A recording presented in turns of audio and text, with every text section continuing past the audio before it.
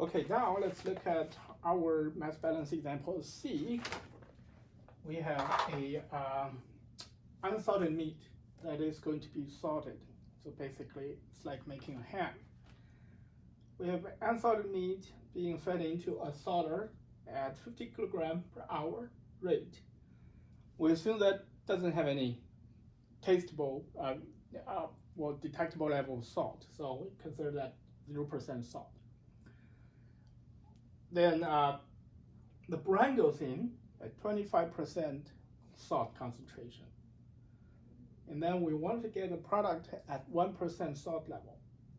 So we wanted to say, what is the product flow rate after saltation? Okay. So for such a system, we have how many components? Always ask yourself that first question.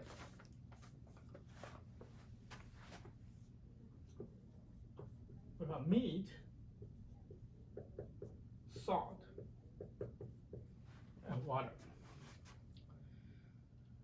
So let's say to write our mass balance, first we can write a balance for salt alone, which is 25% B equals to 1% P.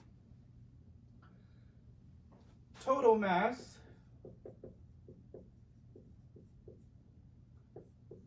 F plus B equals to P. And we also know our feed stream, which is the meat.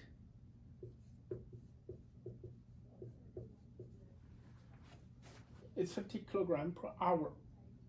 Certainly, if you go back and look at this component list, these are not really the component because these are not independent from each other. The meat and water are not independent, right? If we only look at salt, it's independent from water, so we can say that we have those two absolutely independent from each other. And solving this, these two equations can be solved because now we know F, right? So we have two equations and two anodes. Our production stream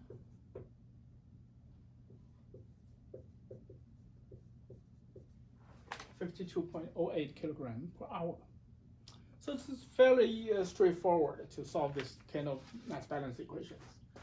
Again, you always want to draw your system diagram first and look at what is my in streams, what are my out streams, and how can we write balance equations. Again, the balance equations in this particular case for steady state condition, there's no accumulation, it's just in equals to out. That's not that hard to do.